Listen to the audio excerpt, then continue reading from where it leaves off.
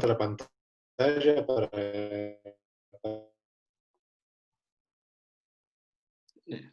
Sí, sí, por favor, puede compartir la pantalla. Deje, solamente, solamente quiero chequear mi conexión. Si me permite un segundo, sí, porque quiero chequear mi conexión de internet que sea la mejor antes de empezar. Ok.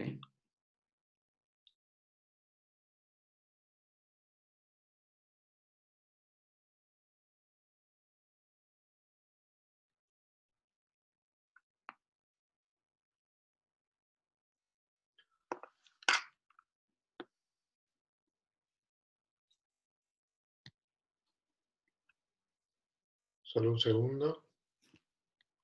Sí, claro, cuando no tenga pena. Ahí debería estar mejor. Listo. Bien.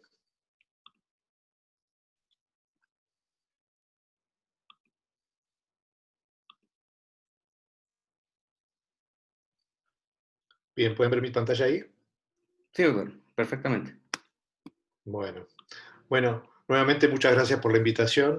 Eh, la verdad es que este es un tema en el que en nuestro servicio hemos desarrollado cierta experiencia.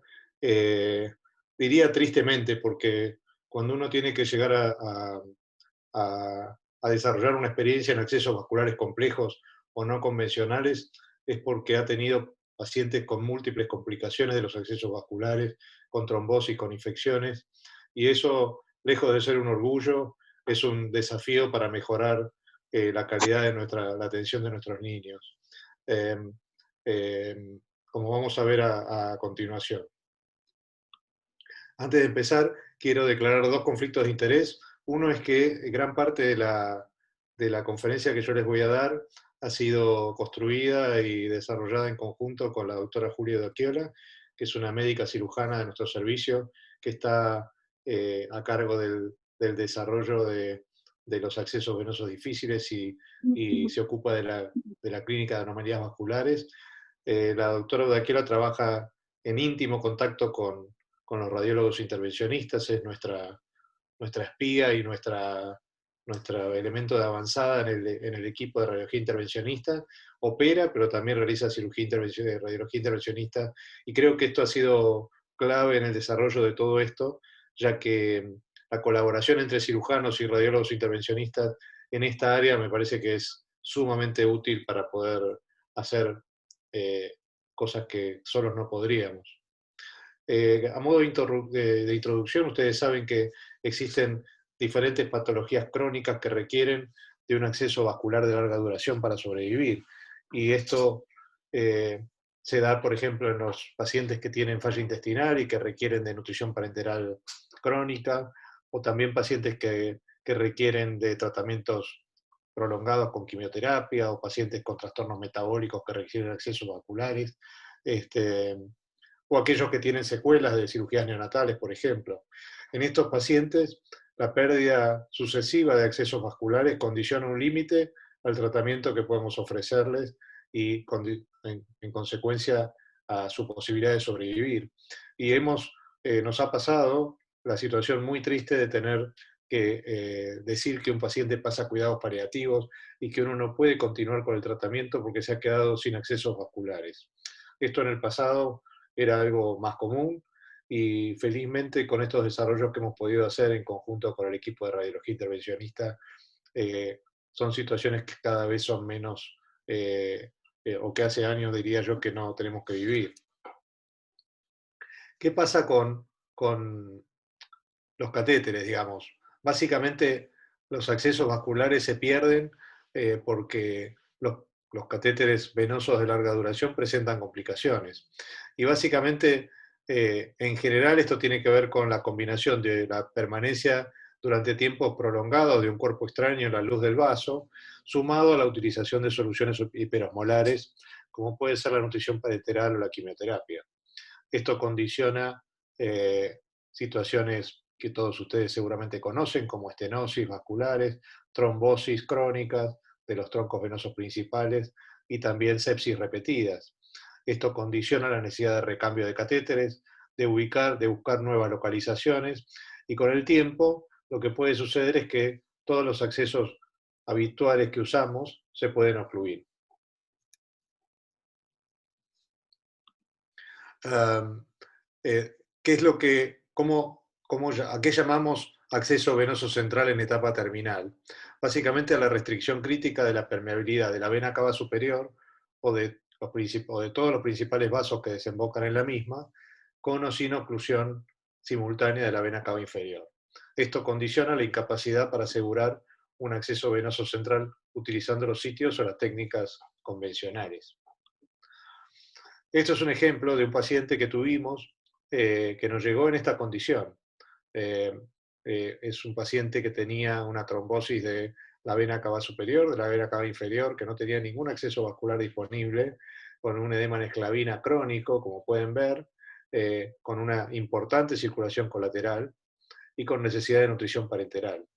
Y la verdad es que es bastante angustiante encontrarse en esta situación en donde uno se siente limitado para poder ofrecer al paciente el tratamiento que necesita y del cual depende su vida. Entonces, ¿cómo, cómo nos plantamos, cómo nos paramos frente a un paciente que está en una situación, supuesta situación de terminal con respecto a los accesos vasculares? Lo primero es hacer una evaluación diagnóstica eh, para poder confirmar qué opciones de accesos están permeables y cuáles no están disponibles. Entonces, tenemos diferentes opciones de imágenes para confirmar los accesos que están ocluidos y evaluar las alternativas potenciales de dónde colocar un acceso eh, si no puedo usar los troncos venosos habituales. Entonces, existen diferentes alternativas de imágenes como la flebografía por angiografía digital o por radioscopía, la angiotomografía, la angioresonancia y la ecografía Doppler. Todos métodos que seguramente ustedes conocen. ¿Cuáles son los pros y los contras de cada uno de ellos para evaluar permeabilidad de vasos? ¿No? Acá no estoy hablando de otras aplicaciones que puedan tener los métodos, sino específicamente para evaluar un paciente que no sabemos si tiene accesos venosos permeables o no. El ecodoppler es un método sumamente útil porque está disponible prácticamente en todos los lugares, incluso en hospitales de adultos que hacen, donde hay, donde se hace cirugía vascular, donde hay un servicio de ecografía medianamente disponible, y es una ventaja. La otra ventaja es que es un método no invasivo, que no requiere anestesia, y que uno puede hacerlo al lado de la cama del paciente. Pero la principal contra que tiene el ecodoppler es que no nos permite visualizar la permeabilidad de los troncos venosos intratorácicos. Nos ha pasado con frecuencia que el ecografista evalúa los troncos venosos yugulares o incluso el inicio de las venas subclavias y nos informa que están permeables, pero cuando uno intenta lograr un acceso a la aurícula derecha, se da cuenta que las venas innominadas o la vena cava superior están trombosadas. La ecografía Doppler transcervical, digamos, no permite evaluar en profundidad los accesos venosos torácicos, intratorácicos. Por lo menos eh, en la, esta es la capacidad de la mayoría de los médicos que hacen ecografía en nuestro medio. Después está la opción de la flebografía. Uno dice, bueno, consigo un acceso venoso periférico y le paso contraste y evalúo todo el trayecto venoso hasta la aurícula derecha. Este también es un método accesible porque solo requiere en realidad contraste y un aparato de radioscopía, pero tampoco es tan útil porque en realidad solamente nos permite analizar el territorio venoso por el cual estamos accediendo. No nos va a permitir tener una visualización de todo el árbol vascular. La angiotomografía es un método que, como les voy a decir a continuación, es útil porque permite ver todos los vasos que están ocluidos y los que están disponibles. Y esta es la gran ventaja, con un solo estudio poder ver todo esto. Sin embargo, tiene la contra de que es un estudio costoso, no disponible en todos lados y que además requiere del uso de radiación. La angioresonancia, por otra parte, tiene la contra de que requiere una anestesia general prolongada, son estudios que duran más tiempo. Eh, También muestra todos los vasos, aunque en pacientes pequeños, de menos de 5 o 6 kilos, la capacidad de discriminar no es tan buena, y tiene la gran ventaja de que no utiliza radiación, sobre todo cuando uno necesita repetirlo. Estas son algunas imágenes, fíjense, esto es una flegografía digital, donde la calidad de imágenes obviamente es muy buena, y básicamente este es un paciente que tiene una trombosis de la vena cava superior y que el contraste que uno pone por una vía periférica se pierde en una red innumerable de vasos colaterales y- y apenas, a duras penas, a través de alguno de esos vasos colaterales llega a la aurícula. Lo mismo puede pasar en la vena cava inferior. Esto es una flebografía hecha desde los miembros inferiores y fíjense cómo eh, la- el trayecto venoso que viene desde los miembros inferiores se escapa, digamos, el contraste hacia vasos colaterales, como pueden ser los vasos lumbares, en este caso, o vasos pélvicos, en este caso, pero no se dibuja la anatomía que todos conocemos de las venas femorales, ilíacas y la vena cava inferior. Otros ejemplos con enorme circulación colateral, fíjense cómo uno accede acá a un vaso y entonces en pacientes que están trombosados y que tienen una trombosis de la vena cava superior, de la vena cava inferior y de las ilíacas, cómo uno puede identificar vasos colaterales, que siempre tenemos la fantasía de poder llegar por uno de estos vasos a la aurícula derecha, pero como ven, en algunos casos esto es imposible. Este es un eh, ejemplo de cómo la circulación desde los miembros inferiores llega hasta el tórax y eventualmente a la aurícula a través del plexo paravertebral y eventualmente la vena ácido que ven acá dibujada. Pero es muy difícil acceder a colocar un catéter en estos territorios cuando hay trombosis. Hace unos años, yo diría ya más de 10 años, en un congreso internacional de rehabilitación y trasplante intestinal, presentamos nuestra primera experiencia evaluando el rol de la angiotomografía multipista o multislice, como se conoce en inglés, para evaluar la permeabilidad de los accesos vasculares en los niños con síndrome de intestino corto. La ventaja de la tomografía multipista es que nos permite eh, ver las imágenes en forma multiplanar, es decir, no solo en cortes axiales como la tomografía convencional, sino también en cortes sagitales y frontales o coronales. Entonces esto nos permite evaluar la anatomía de manera mucho más completa. Entonces analizamos la experiencia de nuestro equipo de rehabilitación y trasplante intestinal con los pacientes pediátricos con intestino corto, comparando el rol o el uso de la angiotomografía contra la ecografía Doppler y la angiografía invasiva, que eran los métodos que usábamos antes de rutina. Y lo que observamos es que este método nos permitía, con un único estudio, eh, identificar la permeabilidad de la vascular y en aquellos casos donde había trombosis múltiples, eventualmente hallar sitios vasculares alternativos.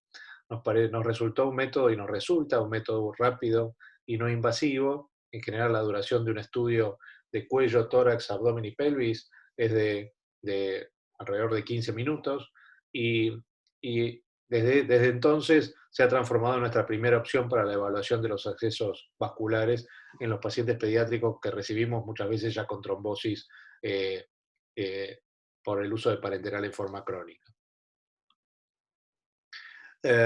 Hace unos años también, unos cuantos años, se describió esta clasificación, que a nosotros nos ha resultado útil en esta población para tratar de tener una primera mirada de en qué situación vascular están. Entonces, esto fue en su momento presentado como una alternativa para clasificar o para evaluar los pacientes con trombosis, el grado de trombosis que tenían los pacientes que se presentaban para una evaluación para trasplante intestinal. Entonces, el grado 1 es cuando no hay vasos trombosados, entonces no es necesario indicar un estudio de diagnóstico y en principio no tiene indicación de ir a trasplante por esto. El grado 2 es cuando hay un vaso trombosado o cuando hay factores de riesgo muy definidos. Aquí consideramos hacer algún estudio de rutina de diagnóstico. El grado 3 es cuando hay múltiples vasos trombosados y en este caso se recomienda alistar al paciente para trasplante intestinal. Y el grado 4 es cuando, pues clase 4, es cuando todos los vasos están trombosados. Sin duda es inevitable hacer un método diagnóstico para ver si hay algún vaso permeable para un eventual trasplante. Algunos ejemplos de imágenes con la angiotomografía. Fíjense Como pueden ver acá, acá se ve, esta es la anatomía arterial, donde se ve el callado de la aorta y sus ramas arteriales. Y aquí vemos la vena, la porción distal de la vena cava superior, que en un momento dado, cuando debería correlacionarse con la innominada izquierda para este lado, para el lado izquierdo, y la innominada derecha hacia arriba, con el confluente yugulo-subclavio, está absolutamente interrumpida. Este es otro ejemplo en una mirada de perfil, donde ustedes pueden ver la circulación colateral, la vena cava superior que está amputada y la ausencia de continuidad con la vena cava, con la vena yugular y con la vena subclavia. Otros ejemplos donde pueden ver acá un resto de una vena yugular totalmente anormal, una vena subclavia totalmente un poco reducida de calibre y cómo la vena cava superior está ausente o trombosada.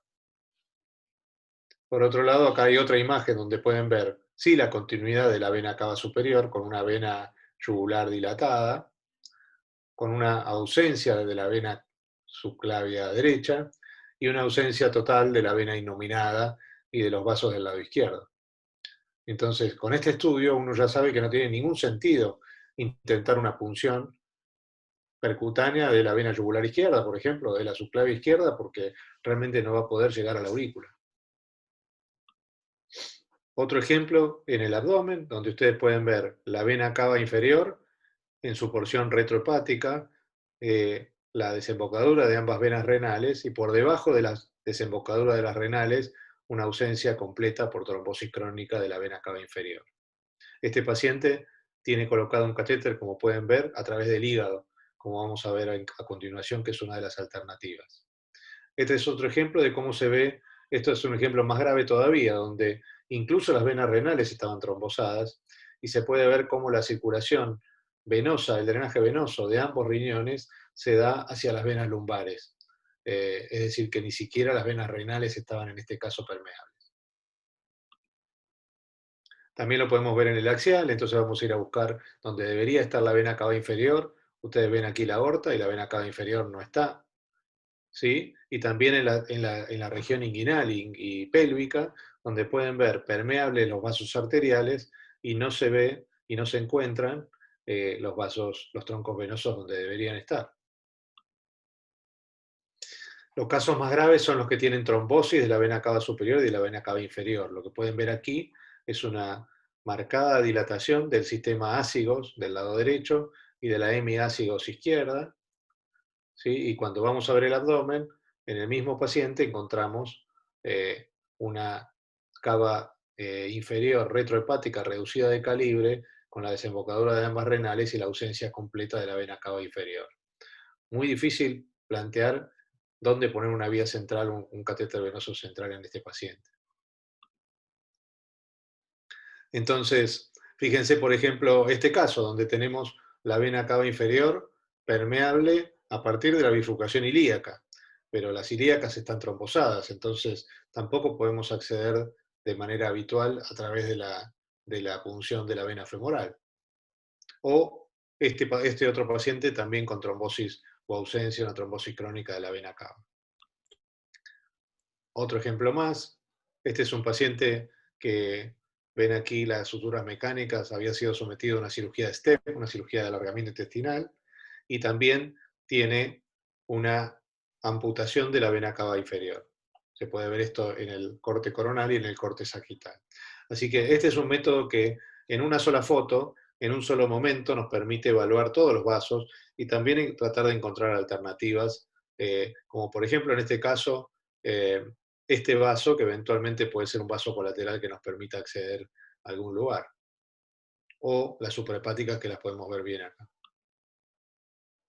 Más ejemplos, cómo se puede ver, fíjense la enorme circulación colateral que a veces estos pacientes tienen, y cómo se puede ver que uno tiene amputadas ambas yugulares. Esto también lo vemos en los pacientes que han sido sometidos en etapas tempranas a flebotomía y ligadura de las venas, sin pensar que la patología que tiene el paciente recién nacido, como puede ser una gastrosquisis complicada o una enterocolitis en un paciente muy prematuro, puede obligar a que el paciente requiera nutrición parenteral en forma prolongada y ya lo estamos dejando sin acceso cuando para pasar la guardia rápido colocamos un acceso venoso por flebotomía, es una vena que ya no se va a poder volver a utilizar. Entonces, cuando tenemos imposibilidad de acceder por las venas subclavias, por las venas yugulares, porque la vena cava superior está trombosada, y lo mismo nos pasa que no podemos acceder por las venas femorales a la vena cava inferior, realmente nos encontramos con un desafío muy importante porque depende de nosotros lograr un acceso vascular para que el paciente pueda sobrevivir. Entonces, ¿cuáles son los accesos venosos no convencionales de los que conocemos y hasta ahora se han descrito? Hay diferentes alternativas, las venas suprahepáticas, la vía ácigos, que puede ser abordada por diferentes tipos de abordaje, la vena cava inferior por vía translumbar, las venas gonadales, y la vena cava superior o la vena cava inferior, abordadas en forma directa por toracotomía o laparotomía. Hablemos un poquito de la vía suprahepática. ¿Qué es lo que necesitamos? Para este acceso se necesitan sí o sí dos cosas. En cuanto a recursos de equipamiento, necesitamos tener un ecógrafo y necesitamos tener un equipo de radioscopía que nos permita ver en tiempo real hasta dónde está yendo el acceso. También necesitamos un radiólogo intervencionista o un cirujano que esté capacitado, que esté habituado para la punción percutánea dirigida en el hígado y que pueda identificar el acceso en forma percutánea a una vena suprahepática. Entonces, lo hacemos de esta forma, utilizando la ecografía, identificamos los troncos venosos suprahepáticos, que son relativamente fáciles de identificar cuando uno tiene experiencia, y bajo guía ecográfica punzamos a través de la pared de la región tóraco-abdominal el hígado, y a través del parénquima hepático accedemos a la vena suprahepática, a partir de la cual pasaremos un alambre guía hasta la aurícula derecha. En este caso les muestro una imagen donde la vena suprahepática estaba trombosada, por ejemplo, y no se veía el acceso del contraste a la aurícula derecha. Entonces, cuando la vena está permeable, esta es la imagen que uno obtiene, donde la cuerda de piano llega hasta la aurícula derecha, como si uno estuviera accediendo desde la vena cava inferior, y a través de este acceso se colocará el dilatador y eventualmente el catéter. Este es un ejemplo de un paciente que tenía una estenosis de la vena suprahepática y que junto con los radiólogos intervencionistas se pasó un balón para dilatarla y lograr un acceso mejor. Aquí hay una imagen de cómo queda el catéter ubicado con el contraste en la aurícula derecha, y fíjense cómo está el catéter ubicado, que siempre tiene que quedar claramente y bastante progresado por arriba del diafragma, y el túnel subcutáneo que hacemos para que estos catéteres de larga duración permanezcan en su lugar. Las contraindicaciones para este tipo de acceso son los pacientes que tienen coagulopatía, obviamente, por la punción del hígado, que ustedes saben que tiene riesgo de sangrado, y los pacientes que tienen ascitis, porque cuando hay ascitis, el hígado puede quedar separado de su contacto habitual con la pared abdominal, y esto predispone a que por ahí la ubicación del catéter no sea la correcta. Las complicaciones más importantes tienen que ver con que cuando uno coloca un catéter que está fijo en la pared del abdomen, el movimiento del hígado con los movimientos respiratorios puede hacer que el catéter se vaya retirando y que finalmente quede caído o suelto en la cavidad abdominal. Esto es una complicación posible, no diría frecuente, pero que se da en muchos pacientes que tienen este acceso vascular. Para eso, en nuestro centro, lo que preferimos es abordar la vena suprahepática derecha por un abordaje lo más posterior posible, para acceder a la vena, al hígado en su porción extraperitoneal y donde tiene menor movilidad.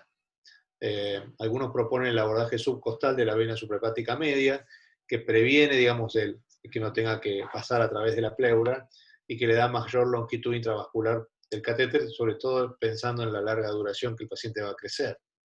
Y existe una técnica que ahora les voy a mostrar, que está descrita recientemente, que permite, a través de un procedimiento combinado, haciendo una pequeña laparotomía, fijar el catéter al hígado de manera tal que no se pueda mover. Es una publicación del grupo del doctor Jean de Ville de Goyet en Europa, donde lo que proponían a partir de una trombosis de la vena hepática derecha, acceder a través de la vena hepática media, punzando el hígado con ecografía, y fijar el catéter no solo a la pared del abdomen, sino también al hígado, a la superficie del hígado, anclándolo para que no se mueva. Tenemos la opción de abordar al paciente por una toracotomía, cuando tenemos ningún acceso disponible, entonces a través de una toracotomía, que no es fácil en un paciente sin accesos vasculares, podemos acceder a la vena ácigos, a la vena cava superior, a la aurícula derecha, realizando una pequeña incisión con una sutura en bolsa de tabaco que permita sellar la pérdida de sangre alrededor del catéter. Esto nos permite colocar una vía venosa central bajo visión directa y por supuesto requiere de una técnica de un ámbito quirúrgico estéril. Y también existe la posibilidad de punzar, esto se da más en adultos, no tanto en pediatría, por el calibre de las venas. Cuando las venas intercostales están dilatadas, también se pueden utilizar como acceso a la aurícula derecha a través de la ácidos. Este es otro ejemplo de alternativas, el uso de la vena gonadal.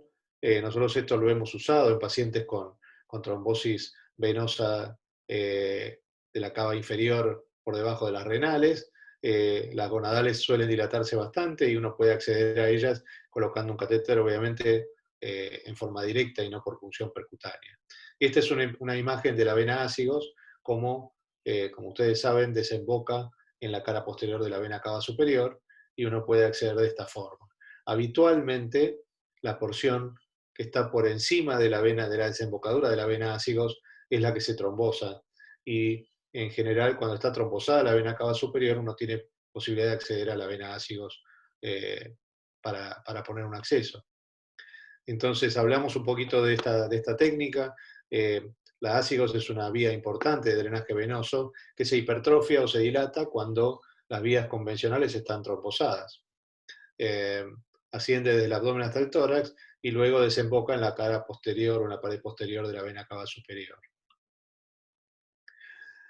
Existen, cuando hay una obstrucción de la vena cava, diferentes vías alternativas. Las vías de drenaje venoso más frecuentes son las venas vertebrales, ácigos, semiácigos, las venas mamarias interna y externa, que suelen dilatarse también y que pueden ser utilizadas para colocar un catéter, y la renal izquierda, que puede drenar a través de la hemiácigos. Entonces, por ejemplo, se puede acceder bajo guía tomográfica cuando la vena está dilatada a la vena ácigos por vía translumbar en forma percutánea. Acá hay algunos ejemplos de imágenes donde se ve la gran dilatación de la vena ácigos. Acá pueden ver el callado de la ácigos, sumamente dilatado. Acá en una visión sagital, fíjense el calibre que tiene, prácticamente igual a la vena cava superior. Y esta es una imagen angiográfica, donde se contrastó por abajo la vena cava, la vena ácigos, y uno puede ver el callado de esta forma. Entonces, ya en el año 83 se describió el acceso venoso, la colocación de un catéter en la vena ácigos de esta manera, accediendo desde la cara lateral del tórax o tóraco posterolateral del tórax para poder acceder al callado de la vena ácigos. ¿Cuál es la técnica que nosotros hemos usado? Lamentablemente en pacientes que nos llegaban muy, muy deteriorados. El paciente en decúbito lateral, acá está la cabeza del paciente, esto es anterior, esto es posterior. Entonces el paciente, tenemos colocado un trocar en la axila del paciente para poder ver la vena ácigos, y otro trocar en cerca del diafragma para poder eventualmente ayudarnos a retraer el pulmón. Y acá se está haciendo desde la cara posterior paravertebral la punción para la colocación del catéter. Dentro del tórax, la toracoscopía nos sirve básicamente para poder guiarnos lo que estamos haciendo de forma percutánea. Y hay dos maneras de acceder a la vena. Transpleural, es decir, atravesando la pleura parietal y luego entrando nuevamente atravesando la pleura mediastinal en la vena ácigos, o mediante hidrodisección, como ahora les voy a mostrar, manteniendo todo el procedimiento extrapleural y accediendo a la vena. Una vez colocado el catéter, queda de esta forma. El catéter está tunelizado de la pared del tórax entra al tórax y ustedes ven el callado del ácido que entra a la aurícula derecha. Nosotros en general, los catéteres tunelizados, los colocamos haciendo un túnel subcutáneo lo más largo posible, para que quede bien lejos el sitio de entrada del catéter en la piel del sitio de entrada en la vena, y esto reduce el riesgo de infección y también reduce el riesgo de movilización, aumentando la durabilidad del catéter. Vamos a ver si se puede ver el video. Este es un video que presentamos en un congreso hace ya muchos años. El paciente está en decúbito, lo estamos viendo desde el dorso. Ahí pueden ver la escápula y la columna vertebral que está marcada. ¿Sí? Entonces, voy a dejarlo correr porque tengo miedo que si lo interrumpo deje de verse.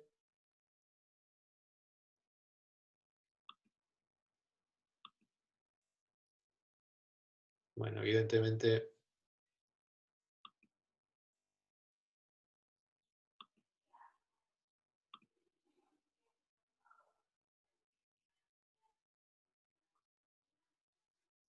no vamos a poder verlo con nitidez. En todo caso, al final, cuando cierro la presentación, quizás puedo compartirlo con ustedes. Les pido disculpas, pero esto se había robado y no está funcionando.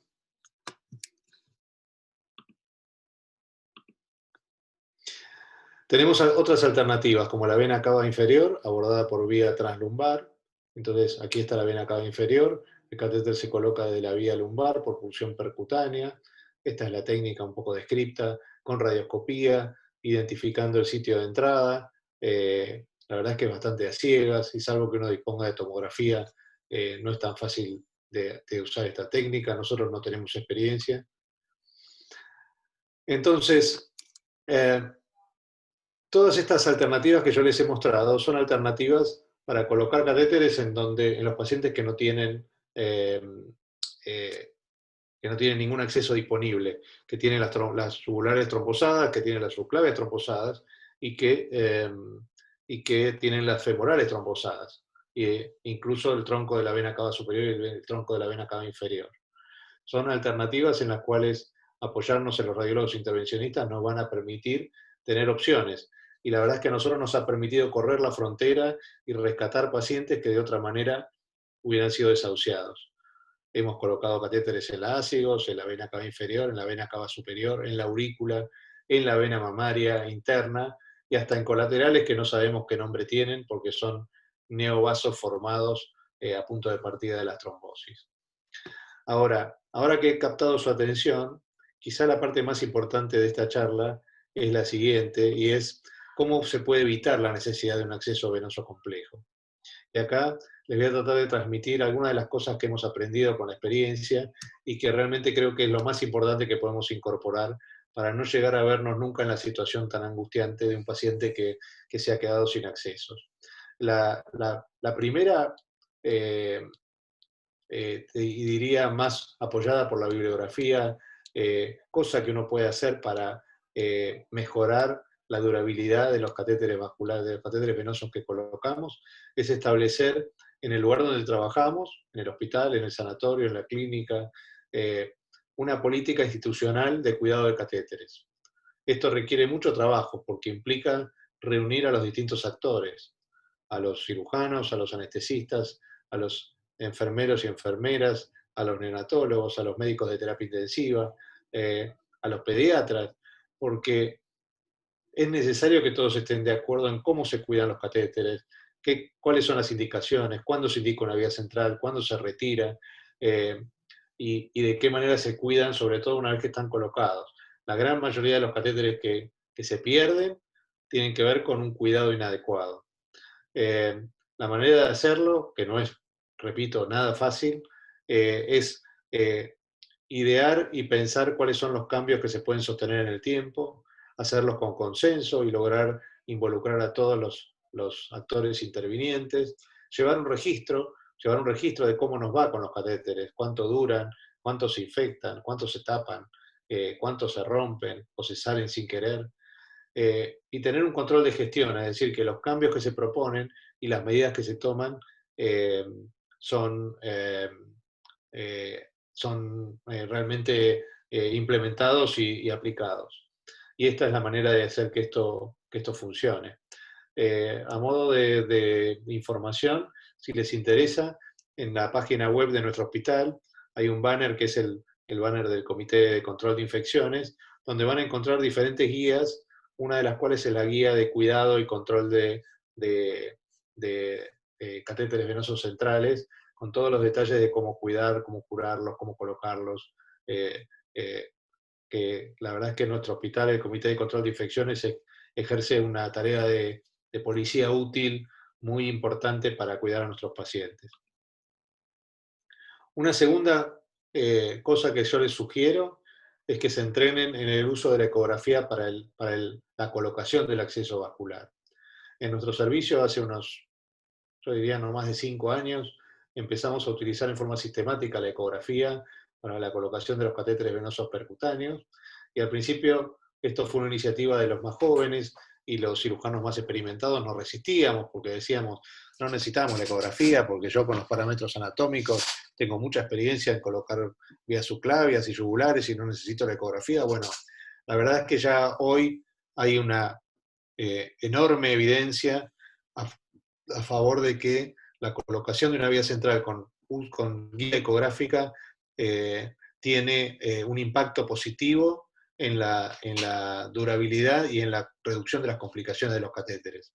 Y básicamente porque se reduce el número de punciones. Hoy en día la mayoría de las punciones de las catéteres se están colocando con una única punción, y eso por supuesto que genera menos trauma. El hecho de uno ver la aguja en tiempo real entrando a la vena permite minimizar el trauma al endotelio, sobre todo en la cara posterior, reduce el riesgo de punzar equivocadamente la arteria y que se formen hematomas, y también reduce las complicaciones, y esto está demostrado y publicado, incluso su uso en recién nacidos. Así que esto es un corte ecográfico de cómo se ve, y les aseguro que se ve así en la mayoría de los pacientes. Esta es la glándula, es un corte transversal, aquí está la piel, y aquí pueden ver la tiroides, la vena yugular izquierda interna y la arteria carótida. Y es muy fácil con el transductor del ecógrafo, uno realiza una compresión y puede ver que la yugular izquierda es no pulsátil y compresible, y entonces bajo guía ecográfica pulsar la vena bajo visión. El tercer tip o consejo es evitar los recambios de catéteres si no es inevitable. Es decir, no cambiar los catéteres por rutina. Hay en muchos lugares dicen, no, este catéter ya tiene más de 15 días, hay que cambiarlo. Lo mismo está demostrado, como después lo voy a remarcar, que la tasa de trombosis no tiene tanto que ver con la permanencia en el tiempo de un catéter, sino más bien con la tasa de recambio. Es decir, tiene más riesgo de trombosarse una vena en la cual se han puesto muchos catéteres por corta duración que aquella vena que ha tenido un catéter durante años en el mismo lugar. Entonces, desaconsejamos absolutamente el recambio de rutina. El catéter se cambia solamente cuando tiene signos de infección o cuando no requiere ya su utilización o cuando tiene un problema mecánico que está roto o lo que fuera, o obstruido, pero no de rutina porque hace mucho tiempo que ha permanecido. El otro punto es el tema de las infecciones de catéteres, y esto es una enorme causa de tasa de recambio de catéteres, muchas veces innecesaria. Cada vez hay más bibliografía sosteniendo esto, pero seguramente a todos ustedes les pasa que lo llaman para colocar una vía central en un paciente que tenía un catéter colocado y que se lo sacaron porque hizo fiebre o porque apareció un coagulasa negativo en el cultivo, y esas no son indicaciones reales para sacar un catéter.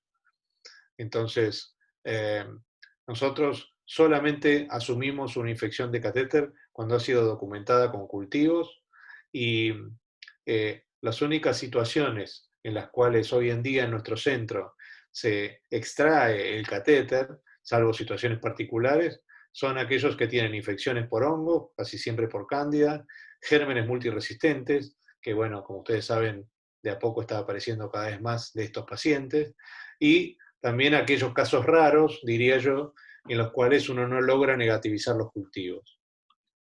Entonces,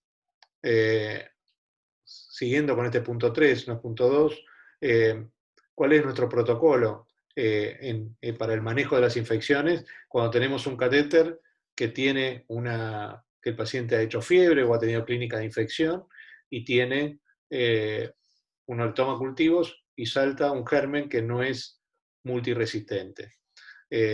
Ante el cultivo positivo, por ejemplo, en un paciente que está con nutrición parenteral, suspendemos la nutrición parenteral por 48 horas e iniciamos el tratamiento antibiótico de amplio espectro a través del catéter. Esto lo hacemos, por supuesto, de entrada, apenas sacado el cultivo, mientras esperamos los resultados. A las 48 horas se toman cultivos nuevamente y si el cultivo se ha negativizado, asumiendo que tenía cultivo positivo previo, ante el cultivo negativo se inicia nuevamente la nutrición parenteral y continúa con antibióticos en forma intermitente a través de la luz del catéter.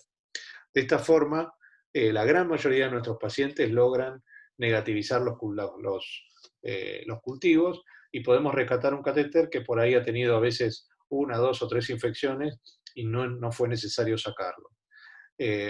Por supuesto existen excepciones y esto tiene que ser consensuado con el equipo. Si uno tiene un paciente inmunosuprimido que está en un shock séptico, no vamos a estar contemporizando y el foco hay que tratarlo y sacar el catéter si es necesario. Pero la mayoría de los pacientes no están en esa situación y si uno toma esta conducta y logra implementarla con su equipo clínico y con el aval de los infectólogos, la verdad es que permite reducir mucho la tasa de recambio de catéteres. Otra cosa que se puede hacer es prevenir infecciones, sobre todo en los catéteres a larga duración. Y en los últimos años han aparecido algunas novedades. Uno es el uso de LOX de etanol al 70%, que habitualmente se aplican en forma trisemanal en la luz del catéter. Entonces, esto es una estrategia sumamente económica, accesible a cualquier medio, por más pobre que sea. Lo único que requiere es que uno se organice para poder tener unidades pequeñas de alcohol estéril para poder utilizar estos logs. Hay bastante bibliografía publicada de esto que demuestra una reducción enorme en la tasa de infección a largo plazo en los catéteres que utilizan esto. Nosotros lo indicamos en pacientes que han tenido ya alguna infección de catéter y la única contra que tiene es que aumenta un poquito, no demasiado, y creo que a mi juicio no sobrepasa el riesgo, digamos, o el beneficio, digamos, de evitar la infección. El riesgo que tienen es que aumentan un poquito las complicaciones mecánicas. Básicamente algunos catéteres, sobre todo los más finos, se pueden tapar. Y en los últimos años aparecieron también los LOX de taurolidina, que es un aminoácido que tiene un efecto específico evitando la formación del trombo de fibrina que se produce en la luz del catéter. La verdad es que no está disponible en todos los países. En nuestro país no está disponible todavía, por lo menos para uso amplio, y tiene un costo bastante más caro que el alcohol. El cuarto punto es prevenir la trombosis. ¿Y cómo prevenir la trombosis? Además de evitando la tasa de recambio, además de reduciendo la infección, utilizar en recién nacidos, utilizar percutáneos todo el tiempo que se pueda. Entonces, no es necesario apurarse a colocar un catéter tunelizado en un paciente que está internado en el hospital. Se puede manejar con catéteres percutáneos que son más finos, más delgados, más delicados y reducen el riesgo de trombosis. Evitar a toda costa hacer flebotomías. Hoy en día ya debería evitarse y todo cirujano pediátrico tiene que estar entrenado en colocar accesos vasculares por vía percutánea y especialmente con guía ecográfica. En los pacientes que tienen catéteres de larga duración, nosotros indicamos de rutina la profilaxis anticoagulante con enoxaparina subcutánea. No hay una gran evidencia a favor de esto, pero nosotros en acuerdo con los hematólogos hemos decidido implementarlo justamente para tratar de reducir el riesgo de trombosis a largo plazo. Para terminar, entonces, en situaciones extremas, los accesos vasculares no convencionales pueden salvar la vida del paciente. La vía suprahepática, en nuestra experiencia, requiere de un operador experimentado y puede tener poca durabilidad. Y también el riesgo que tiene es que compromete o puede comprometer en el largo plazo el flujo venoso hepático. Sin embargo, la usamos en general como primera opción cuando no tenemos ningún otro tipo de acceso disponible. La vía ácicos puede ser una alternativa de larga duración, aunque implica un procedimiento más invasivo para su colocación. Sin embargo, la principal conclusión que yo les puedo dejar es que es mejor prevenir que curar. Ojalá que a medida que podamos mejorar en nuestros países la calidad de la atención, no solo de cómo actuamos los cirujanos pediátricos, sino también la intervención de cada parte del equipo, podamos evitar que los pacientes lleguen a la necesidad de un acceso venoso complejo. Para terminar, quiero hacerles una invitación. Hace un poco motivados por la pandemia, hace unos meses decidimos abrir nuestras actividades académicas en el Servicio de Cirugía y Urología Pediátrica del Hospital Italiano. Básicamente es las actividades que normalmente hacíamos, compartirlas para que otras personas puedan acceder por Zoom. Nosotros tenemos una reunión semanal los días miércoles de presentación de casos operados la semana anterior en nuestro servicio y los casos que se van a operar, donde discutimos las conductas y establecemos qué es lo que se va a hacer en cada caso. Tenemos los viernes por la mañana un Ateneo bibliográfico semanal, donde elegimos un tema y un artículo para discutir. Es un poco complicado porque, por lo menos para ustedes en Guatemala, porque el horario de nuestro Ateneo semanal de los viernes es a las 7 de la mañana, con lo cual son las 4 de la mañana para ustedes, pero sistemáticamente subimos a nuestro canal de YouTube del CIAP el Ateneo luego realizado, y también ofrecemos la posibilidad de que los invitados que nos acompañan y que participan de nuestros Ateneos también puedan traer sus casos, los casos que van a operar, o los casos difíciles, o los casos complicados, y los puedan compartir con nosotros y con toda la audiencia que suele rondar alrededor de 70, 80 personas conectadas un par de veces por semana. Así que aquellos que tengan interés en sumarse, simplemente nos mandan un correo a este correo que está en rojo aquí abajo y los incluimos en la lista de mailing para informarles de las actividades. Así que no tengo más que decir gracias por la atención. Espero que estén ahí. No es tan fácil cuando uno no ve la audiencia. Estos son mis datos de contacto para cualquier eventual consulta. Por supuesto que está, doctor Salazar, disponible esta presentación. Se la puedo mandar para que la pueda compartir con los presentes. Y eventualmente cualquier material que necesiten de todo lo que he mostrado, simplemente se pueden contactar con nosotros por correo y le mandamos el material que tenemos. Así que, sí, no sé solo, doctor, si tenemos tiempo, pero si me permiten puedo salir de la presentación y tratar de mostrar el video que no se pudo ver. Sí, doctor, no hay ningún problema. Perfecto. A ver si tenemos suerte.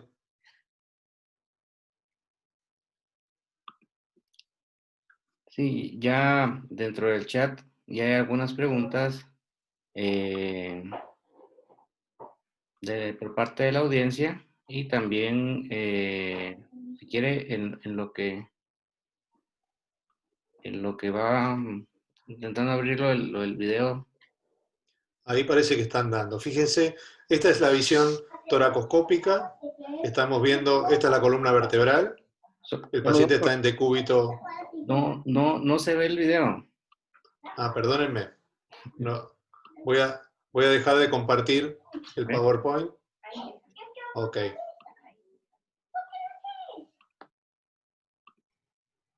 Listo. Ahora sí. Hoy sí. El paciente está en decúbito lateral. Esta es la escápula, la columna del paciente. Entonces estamos viendo ahora la columna vertebral, como pueden ver ahí. Aquí estamos accediendo desde afuera por el espacio intercostal con la aguja y nos quedamos en el espacio extrapleural, como pueden ver. Y lo que hacemos es hidrodisección, es decir, colocamos solución fisiológica para ir generando un espacio entre la pleura parietal y la fascia endotorácica. Aquí se va a ver mejor. El video es un poquito largo, pero creo que vale la pena para mostrar cómo es la técnica. A nosotros nos resultó una opción útil cuando no teníamos otra opción. Fíjense, si cualquiera de ustedes que haya operado una atresia esofágica, saben que la vena ásigos no se ve normalmente así, está sumamente dilatada, al igual que las venas intercostales.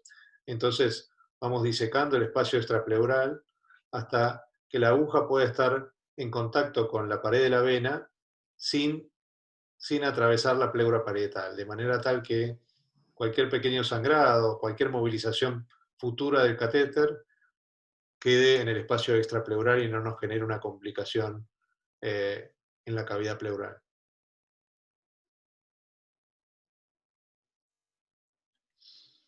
Habitualmente reservamos este tipo de acceso para colocar catéteres de larga duración, tunelizados, tipo Hickman o Broviac. La desventaja de este tipo de catéteres es que no se colocan solamente con técnica de Seldinger, sino que uno requiere de colocar la aguja, pasar el alambre guía, luego colocar un introductor que suele ser relativamente grueso, con lo cual es útil hacer un buen espacio extrapleural para evitar las complicaciones. Ahí estamos punzando la pared de la vena, como pueden ver, y una vez colocada bueno, no sé qué, a ver, una vez colocada la aguja, pasaremos la cuerda de piano y las imágenes son las que ya les mostré de cómo llega la cuerda y, digamos, y cómo se pasa el catéter desde la pared del tórax. Así que ahora sí, doctor, estoy a su disposición para los comentarios o preguntas que tenga la audiencia. Ok, perfecto. Doctor Lobos. Muchísimas gracias realmente por su plática, sumamente interesante, de mucha utilidad. Vamos a pasar a las preguntas que ya hay varias escritas en el chat y no sé si el doctor Gerardo Bisú nos podría colaborar ahí con esto. Sí, con gusto. Buenas noches. Pues uniéndome a Pedro, muchas gracias, doctor Lobos, por compartir su experiencia y poder pues, mostrarnos la técnica y la forma en que ustedes trabajan. Muchas gracias. Hay varias preguntas. El doctor Luis Mauricio Figueroa, desde Colombia, nos está acompañando esta noche y dice, en un paciente, el paciente no tiene clínica de infección ni hay cultivo positivo, pero durante el cuidado, enfermería ve que hay eritema y secreción en la zona de punción. ¿Qué se puede hacer? ¿Se rescata? ¿Se retira? ¿Cuál sería su comentario? Bueno, cuando hay, si solamente hay eritema, una de las cosas que nosotros hemos aprendido a ver es qué tipo de curación el paciente tiene en el catéter. Por ejemplo, en nuestro hospital se usan en forma rutinaria como primera elección las curaciones para catéteres que tienen un parche de clorexidina. Y lo que hemos visto es que con frecuencia en los niños pequeños eso genera como una especie de irritación o reacción alérgica que produce bastante eritema, incluso a veces ampollas, y es algo químico secundario a la clorexidina. Así que el eritema per se puede ser, no solo ser por infección, sino que puede ser por otras causas. En ese caso, cambiando la curación es suficiente. Ahora, cuando hay supuración, pericatéter, la verdad es que ahí es inevitable que uno tenga que cambiar el catéter, que tenga que sacarlo, porque no hay manera, por más antibióticos que uno ponga, que se pueda rescatar. Lo mismo pasa cuando hay tunelitis en los catéteres tunelizados. Cuando uno encuentra flogosis o inflamación en el trayecto del catéter, hemos intentado hacer antibióticos y rescatarlo, pero es imposible esterilizar el cuerpo extraño una vez que ya está infectado de esa manera. Ya, muchas gracias. Doctor Figueroa, no sé si desea habilitar su micrófono, su cámara, pues también es un gusto que usted nos acompañe. Sí, muy buenas noches. Primero, agradecerle a nuestros egresados del programa, el doctor Sala y a mi amigo Héctor Santos, la invitación. Son muchos de Guatemala conocidos. Y al doctor Lobo, agradecerle por la excelente presentación. Nos da muchas luces el video de la hidrodisección de la Asigus, hermoso. Y solamente reforzar no sino la invitación a las actividades del Hospital Italiano, que en verdad el madrugón vale la pena, el de mañana va a estar buenísimo, sobre alteraciones de la vía aérea en atresia de esófago, y en verdad esas actividades, cuando puedan integrarse, son muy ilustrativas y enseñan mucho. Muchas gracias, doctor Lobos. Gracias, Luis. Gracias por la fidelidad y el acompañamiento de todas las semanas. Ya, muchas gracias. También tenemos al doctor Gustavo Duarte y nos pregunta cómo o en qué dosis hacen los logs de etanol. Bien. La verdad es que hay un protocolo específico para eso. El alcohol es al 70% y lo que se hace es establecer cuál es el volumen del catéter. La mayoría de los catéteres traen especificado el volumen. Lo que hacemos es colocar solamente el volumen del catéter, a lo sumo pasarnos un poquito. Siempre es entre 1 y 2 centímetros cúbicos de alcohol, que se coloca cuando el catéter no está siendo utilizado, y de esa manera se deja habitualmente algunas horas, entre 6 y 8 horas, y lo hacemos 3 veces por semana. Esto evita, digamos, reduce bastante la tasa de infección. Tenemos un protocolo escrito que si me escriben por correo se los puedo facilitar con todo gusto. Muchas gracias, doctor. También el doctor Otto Morales, nos pregunta, cuando un catéter no tiene retorno venoso o uno de los lúmenes está ocluido, ¿qué estrategias tenemos para permeabilizarlos?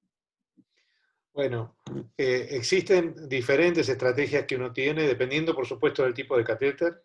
Los catéteres de siliconas, de larga duración y tunelizados, en general son más difíciles de destapar, y sobre todo cuando uno los destapa o hace demasiada presión, corre riesgo de romperlo.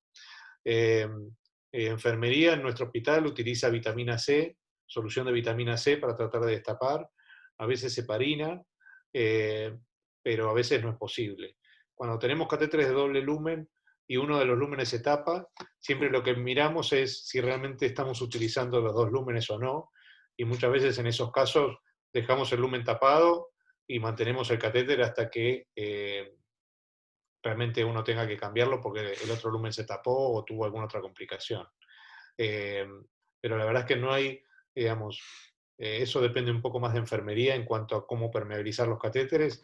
La única recomendación es que no usar mucha presión para tratar de destapar un catéter, porque uno se queda con un catéter roto, además de tapado, ¿no?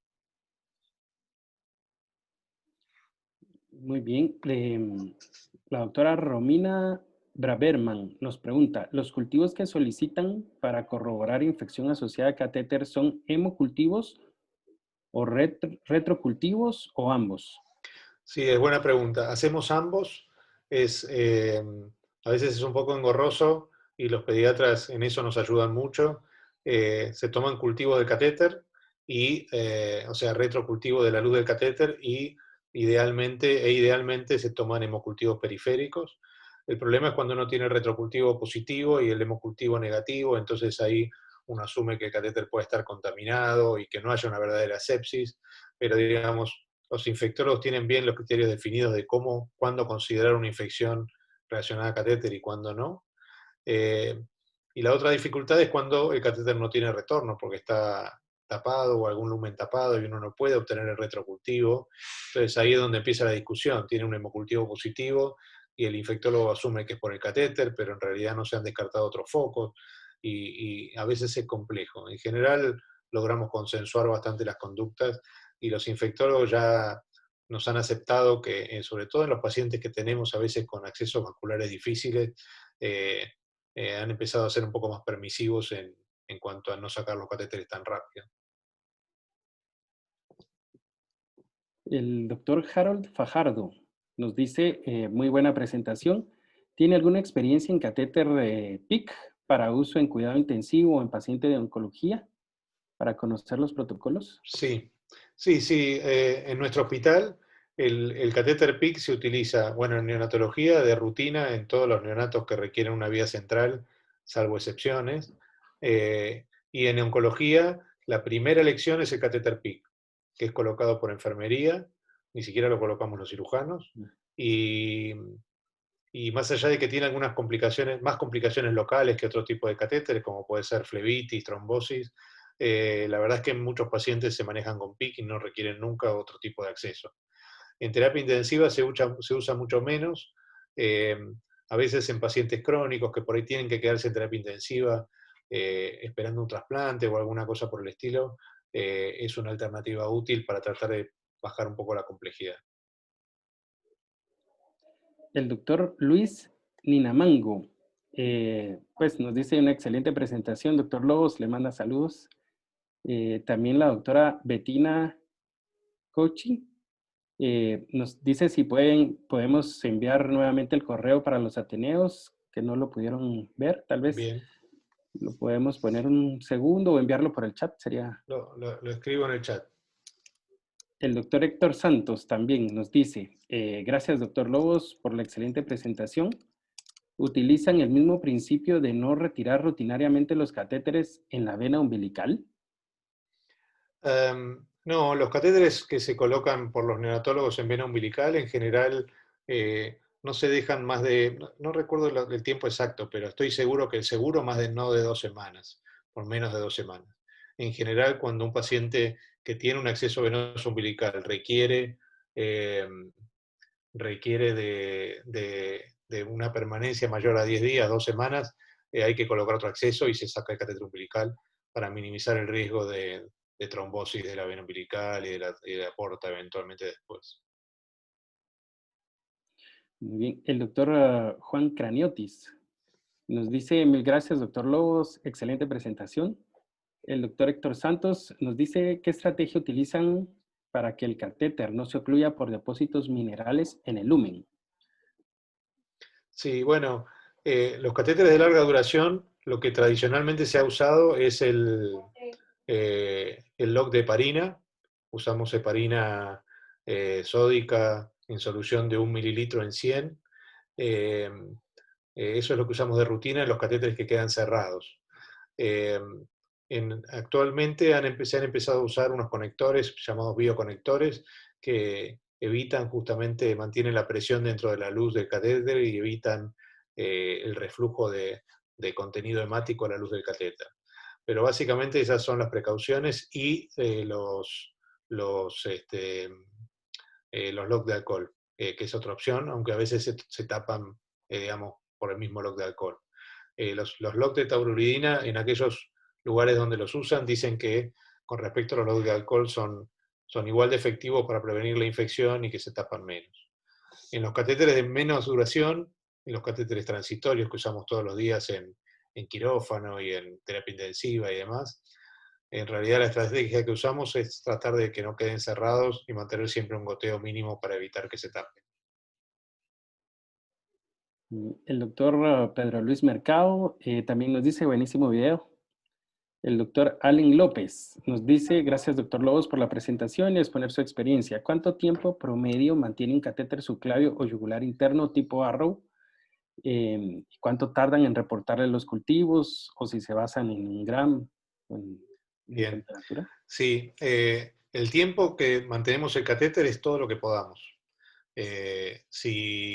Mientras el catéter sea necesario, sí somos bastante cuidadosos, especialmente en la terapia intensiva y demás, de que el catéter se retire apenas uno esté tranquilo de que ya no necesita un acceso venoso central del paciente, y esto hay que evaluarlo día a día. Pero hemos tenido pacientes con catéter Arrow internados por 3 meses, 4 meses. Así que es posible, si uno mantiene un cuidado de curaciones prolijas, y tampoco es necesario curarlo todos los días, y a veces requiere volver a fijar el catéter si se ha soltado algún punto, pero la verdad es que mientras no se infecte y el catéter funcione bien, no hay por qué cambiarlo. Esa es un poco la política habitual. El doctor Fernando Tigroso nos dice, ¿qué paso sigue para descartar un cuadro infeccioso que sea por el catéter? Yo creo que usted ya nos Nos habló bastante de Sí, sí, básicamente los cultivos. Creo que el doctor, la pregunta anterior también incluía cuánto nos tardan los cultivos. Eh, Habitualmente, cuando un paciente tiene una sepsis relacionada a catéter, lo más frecuente es que uno tenga algún dato de los cultivos dentro de las primeras 24 horas.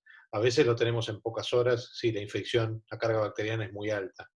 Eh, Excepcionalmente se puede hacer una... Por supuesto que es el cultivo definitivo con la tipificación del germen y la resistencia antibiótica, tarda nunca menos de 48 o 72 horas, pero sí podemos tener la positividad del cultivo, que hay un germen, y por lo menos tener una orientación si es un gram negativo o un gram positivo, como para tratar de orientar el tratamiento.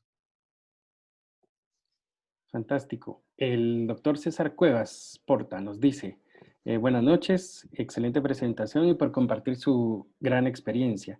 ¿Cuál es la elección? ¿Un acceso subclavio o un acceso femoral? Si tengo que elegir entre femoral y subclavio, elijo subclavio sin duda. Por lo menos en pediatría es un acceso más cómodo para el paciente, más limpio, porque está lejos de la zona inguinal. Eh, Hoy en día les diría que la gran mayoría de los accesos transitorios que estamos colocando son yugulares, porque la mayoría de los médicos de guardia, los residentes, los médicos de planta están acostumbrados a la punción de la vena yugular por ecografía, que realmente es muy sencilla. Estamos buscando entrenarnos en la guía ecográfica para la punción percutánea de la subclavia, porque realmente es un poco más cómodo y creo que dura más tiempo también que la vena yugular.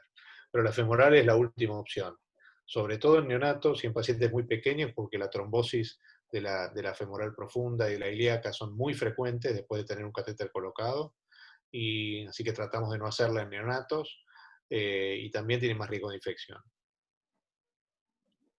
El doctor David Quinto nos dice buenas noches y felicitaciones por la charla. Una pregunta en su experiencia, ¿cuál de las técnicas es mucho más reproducible como acceso no habitual para iniciar en la aplicación de estos accesos?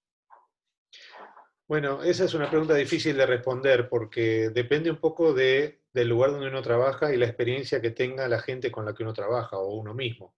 Por ejemplo, si uno dispone de un equipo o trabaja en contacto con un equipo de cirugía hepatobiliar de adultos, seguramente algún cirujano acostumbrado a punzar la vía biliar va a encontrar con ecografía y pueden pedirle ayuda para punzar la vía suprahepática, que realmente una vez que uno aprende cómo hacerla es algo fácil, digamos. El paso difícil es la punción, la identificación percutánea para acceder con la aguja a la suprahepática. Si uno es un cirujano acostumbrado a la toracoscopía, la vía ácigos, cuando está disponible, es una buena alternativa, como les mostré en el video. Así que si uno tiene que hacer una laparotomía por otro motivo y el paciente no tiene acceso, encontrar la vena gonadal también es muy fácil si la vena cava inferior está tapada. Así que esas son un poco las alternativas, dependiendo un poco de cada cirujano y del lugar donde trabaja y el equipo que tiene. En esta también había otra pregunta agregada, doctor. Dice, ¿qué cobertura antibiótica usa para el sellado y por cuánto tiempo? Nosotros no hacemos sellado con antibióticos en forma rutinaria. Lo hemos hecho en algún paciente excepcionalmente, sobre todo en aquellos pacientes que se infectan muy seguido. Cuando hablamos de rescatar el catéter y no retirarlo, no hacemos lock de antibióticos, o sea, sellados. Lo que hacemos es infundir el antibiótico a través de la luz del catéter para justamente tratarlo de esa forma. Es decir, se pone el goteo de antibióticos a través de la luz, que el catéter pasa obviamente al torrente sanguíneo y actúa a nivel sistémico, pero pasando por la luz del catéter que está infectado. También el doctor Erwin Hernández nos pregunta, ¿cuánto tiempo deja un catéter PIC? La verdad es que nosotros los cirujanos son pocos los PIC que ponemos, algunos ponemos, pero por ejemplo, los pacientes que se colocan catéteres PIC para oncología, hemos tenido pacientes que tuvieron todo el tratamiento oncológico durante 6 o 8 meses con el mismo catéter PIC. Básicamente, enfermería le enseña al paciente cómo cuidarlo, cómo curarlo, cómo mantener la fijación y demás, y la verdad es que son bien tolerados por los pacientes. En general no colocamos PIC en pacientes pequeños, básicamente porque es más difícil el calibre del vaso lo permita y porque además es más difícil que el paciente no se mueva, etcétera, y lo cuide como lo tiene que cuidar. En esos casos usamos Portacat casi siempre, o a veces Hickman. Ok. Tanto el doctor Juan Craniotis como el doctor Giovanni Fernando Portillo nos hacen una pregunta similar. Dice, ¿tiene alguna preferencia por alguna marca de catéter en especial? Pues hay algunos catéteres que tienen menos desperfectos de fábrica o alguna consideración. Nosotros en Latinoamérica estamos acostumbrados a las crisis económicas, con lo cual en la Argentina hace algunos años, en una de las crisis que tuvimos una seria falta de acceso a los catéteres importados. Ahí proliferaron algunas marcas nacionales y la verdad es que tuvimos bastante malas experiencias. Con respecto a los catéteres transitorios, nosotros usamos en general catéteres Arrow o Cook, y la verdad es que con eso nos va bien. Existen algunas otras marcas con las que por ahí hemos tenido alguna dificultad, como el Bigón y demás, pero la verdad es que no me animaría a decir que una marca no se puede usar. En catéteres tunelizados el problema es que la verdad es que no hay muchas variedades. Básicamente usamos los catéteres BART y los Cook, y en catéteres implantables usamos también en general siempre que podemos el BART o el Lexel, que es una marca más económica en Argentina, pero la verdad es que hay más variedad en lo que son portales. Muy bien, el doctor Alejandro Ferrer le manda saludos desde Venezuela. También Irán Alfaro Ramírez dice, ¿qué tan frecuente ven peristaltismo intestinal alterado por catéteres umbilicales en un neonato? La verdad es que obviamente uno tiene pacientes con catéteres umbilicales que tienen alteraciones del peristaltismo, pero que mayormente en general uno las atribuye a otro tipo de problemas, como enteritis, enterocolitis necrotizante o trastornos de motilidad que pueden tener los prematuros. No recuerdo haber atribuido algún caso de una patología intestinal o un trastorno de motilidad a la presencia de un catéter. Sí hemos tenido complicaciones de catéteres umbilicales de todo tipo, de trombosis, falsas vías, hemorragias, infecciones, pero no recuerdo que hayamos atribuido un trastorno de la motilidad intestinal al catéter. Muy bien, la doctora Daisy Malpartida Ceballos, pues nos vuelve a preguntar con los tiempos, pero creo que ya usted nos la respondió también. Raiza Rendón nos dice que ha leído alguna bibliografía que reportan intoxicación por los LOX de etanol, con síntomas como mareos, náusea, disnea. No sé si usted ha tenido alguna de esas Sí, experiencias. la verdad es que por suerte no, y eso es básicamente porque uno tiene que ser muy cuidadoso con la dosis. Por eso era buena la pregunta previa de la dosis que usamos. El volumen que se usa es apenas apenas unas décimas de centímetros cúbicos por encima del volumen del catéter. Con lo cual es mínima el pasaje de alcohol al torrente sanguíneo en relación al volumen, digamos, de la circulación del paciente. Por supuesto que uno no puede pasar 10 centímetros de alcohol a través de un lumen y dejarlo, porque eso sí va a provocar síntomas, sin duda, sobre todo en pacientes pequeños. Pero la manera es esa, utilizar el volumen interno del catéter y a lo sumo unas décimas de centímetros cúbicos más para asegurarnos que llegue bien a la punta del catéter la infusión. Bien, muchas gracias. El doctor César Cuevas Porta manda saludos y felicitaciones. No sé si alguien más de la audiencia quisiera hacer una pregunta directamente. Si puede levantar su mano o activar su micrófono. Yo tengo acá, me enviaron un par de preguntas acá al chat. Pregunta del doctor Jorge Cabal que en caso de trombosis, ¿no se podría intentar pasar el trombo con el catéter, como lo están haciendo los cardiólogos intervencionistas, en caso de que, así como pasan algún trombo en la coronaria?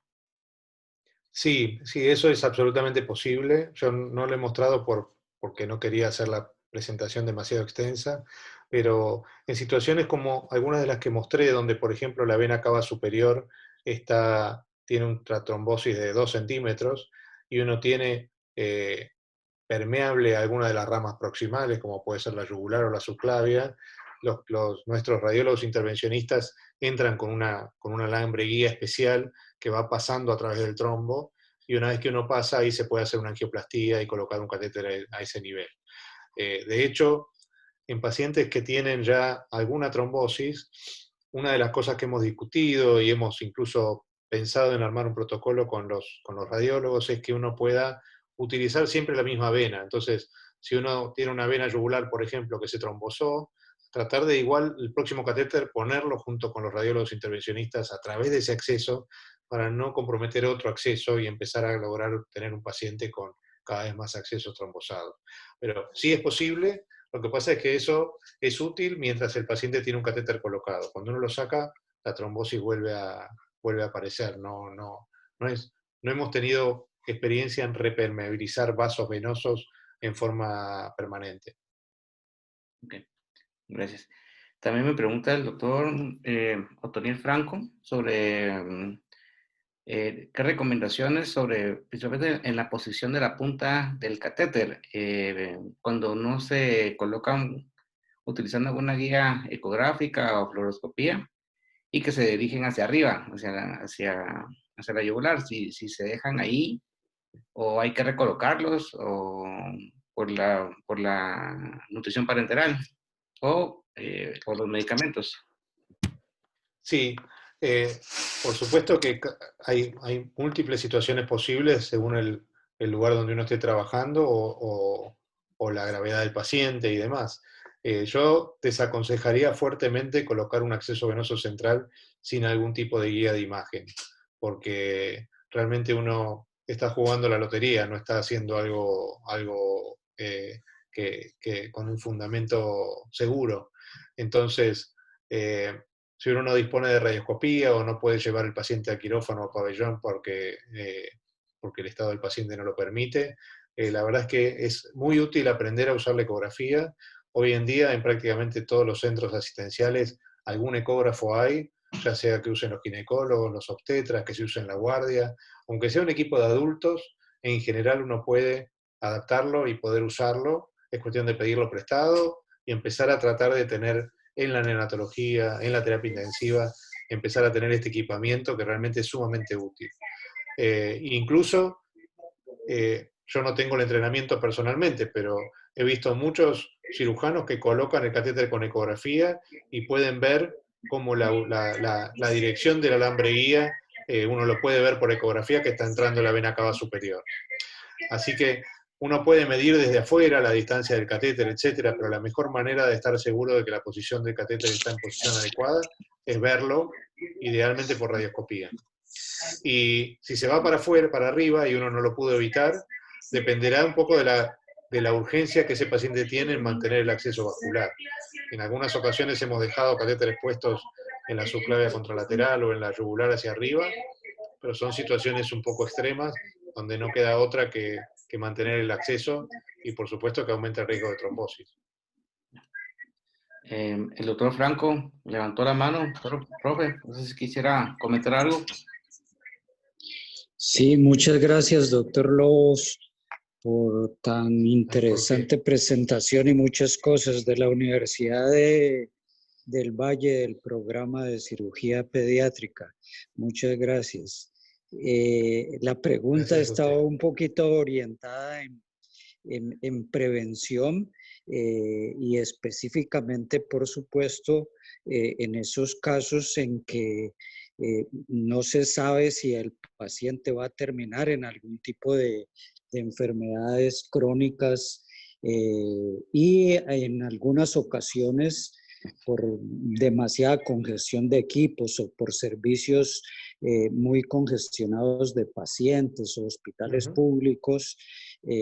A veces los cirujanos pediatras o tuvimos o pudieran verse enfrentados a poner catéteres sin guía pero específicamente hacía el comentario en relación, por supuesto que cuando el catéter se va a utilizar para TPN, nutrición parenteral, pues yo también estoy de acuerdo que se debe evitar a toda costa que el catéter vaya hacia arriba.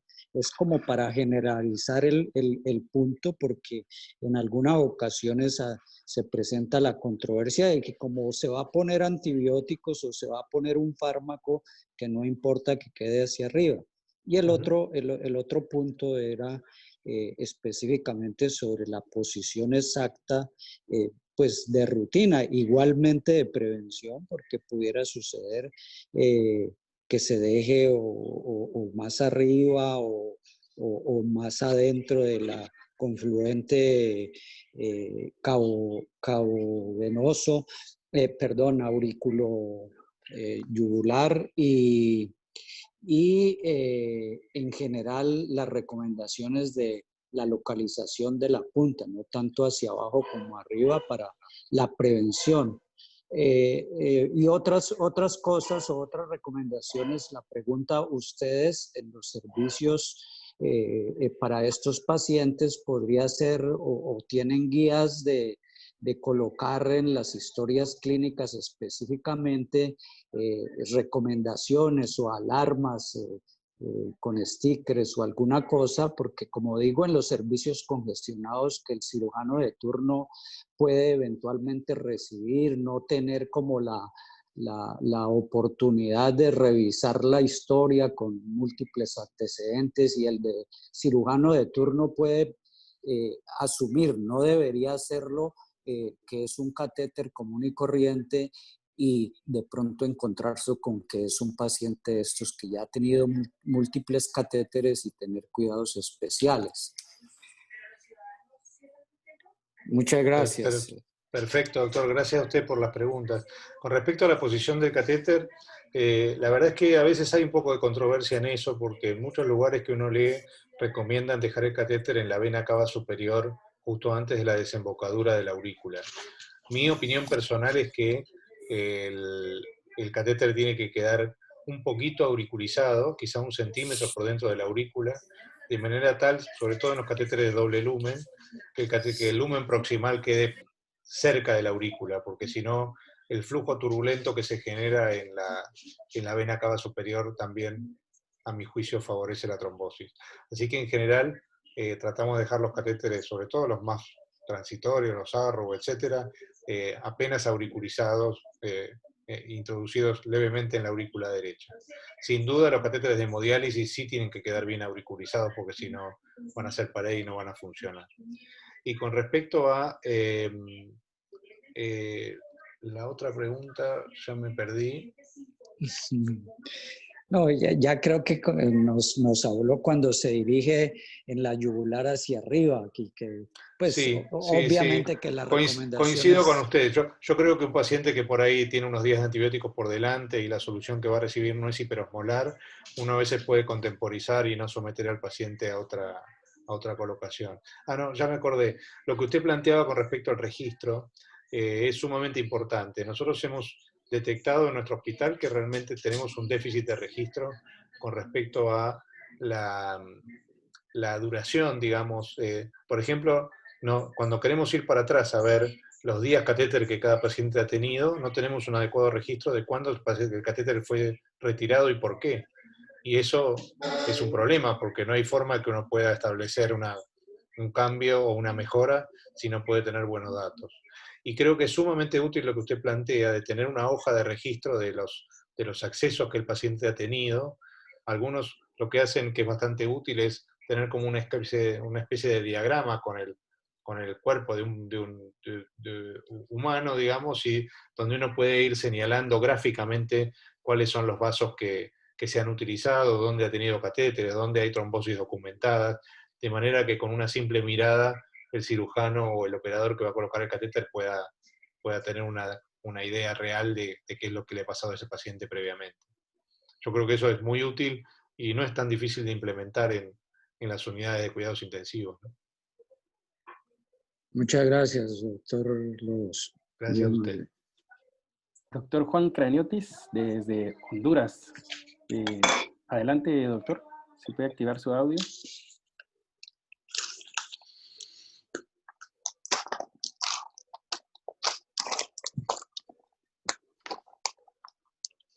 Aún no le escuchamos, doctor Craniotis. Ahora sí. Pero tengo eco. ¿Oyen el eco? Sí, tal vez tiene dos conexiones. Tiene dos dispositivos conectados. Correcto. Ahorita mismo lo arreglo. Listo. Perfectamente le escuchamos, doctor. Sí, hace muchos años le comentaba al doctor Lobo, cuando yo estaba en la residencia ahí en México, usábamos, pero no me acuerdo muy bien el nombre, pero no estoy seguro si era uroquinasa, para tratar de desobstruir catéteres. No sé si todavía se utiliza algún tipo de solución para tratar de quitarle el trombo, que no sea, por ejemplo, lo que normalmente se estaba utilizando como la heparina. Pero en aquel entonces me acuerdo que mencionaban uroquinasa, pero la uroquinasa tenía ciertas complicaciones. Actualmente no sé si se sigue utilizando o una sustancia mejorada para desobstruir el catéter sin necesidad de meterle guías, etc. La verdad es que, como mencionaba antes, lo que yo sé que se usa es alguna solución de vitamina C. A veces se usa heparina, pero la verdad es que no son 100% efectivas en la desobstrucción de los catéteres. Yo no he tenido conocimiento de, o no he visto usar tampoco uroquinasa o estreptoquinasa como se usaba así a nivel de la luz vascular. Sí. La uroquinasa particularmente, sí recuerdo que se ha propuesto en su momento para el uso en los empiemas pleurales y demás, y se dejó un poco de usar por las reacciones alérgicas que provocaba también. Pero no tengo conocimiento de que se use para catéteres. Yo creo que, en realidad, la principal razón es que es mucho más frecuente que los catéteres se infecten que se tapen. Entonces, cuando se infectan, lamentablemente en la mayoría de los lugares el catéter se saca, y hay una cultura de que es más fácil sacar el catéter que intentar rescatarlo. Entonces, no hay demasiada evidencia publicada de qué se puede usar para desobstruir un catéter, y cuando uno va a los países más desarrollados, que tienen por ahí sistemáticas mucho más estrictas en cuanto a protocolos institucionales, la verdad es que muchas veces no tienen esta experiencia tampoco, porque no tienen las situaciones y los pacientes que nosotros tenemos. Así que es difícil conseguir ese tipo de información. Muchas gracias, doctor. Gracias, igualmente. Bien, yo creo que ya no tenemos más preguntas en el chat. No sé si alguien más quisiera, todavía tenemos un par de minutitos.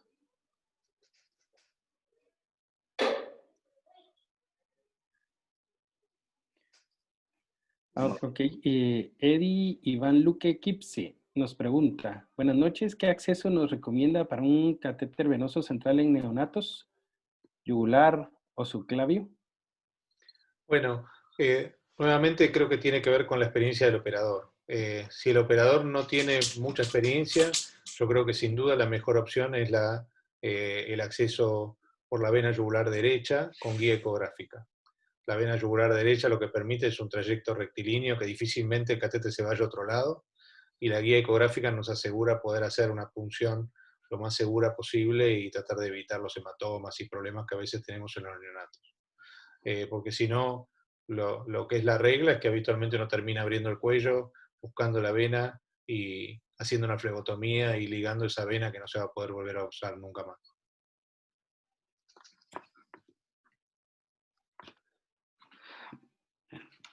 Ok, muchísimas gracias, doctor Lobos. Realmente estamos muy agradecidos en nombre de la Asociación de Cirugía Pediátrica de Guatemala. Es la primera vez que lo tenemos como invitado y créanos que no va a ser la última. Bueno, Bueno, ya vamos a tener un lazo de mucha amistad y mucha compañerismo, comunicación. Agradecemos de nuevo, realmente, a pesar de el esfuerzo y la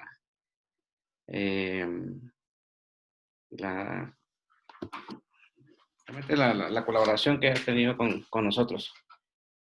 Bueno, Muchísimas gracias. Realmente tuvimos casa llena, casi que tuvimos que cerrar la puerta, ya no cabían. Y esperamos que en una próxima ocasión poderlo volver a saludar y con mucho gusto que venga acá a Guatemala. Realmente va a ser ojalá. muy bien tratado, ¿no? Ojalá podamos encontrarnos personalmente cuando toda esta locura termine y todo vuelva a la normalidad. Muchas gracias por la invitación de nuevo. Para mí fue un placer y un honor y absolutamente disponible para encontrarnos cuando se pueda. Sí le pido, doctor Salazar, que me comparta las próximas actividades de la sociedad para difundirlas también en nuestro medio, porque bueno, esto la verdad es que hoy la tecnología permite que uno pueda participar de otras actividades que normalmente no estaría. Así que muchas gracias de nuevo. No, perfecto, doctor. Muchísimas gracias y cordialmente invitado, ¿no? Muy amable. Gracias. Saludos a todos. Saludos a todos y muy feliz noche. Descansen. Mañana, primero Dios, nos vemos en el Ateneo. Vamos a tratar la manera de madrugar. Nos vemos por ahí. Adiós.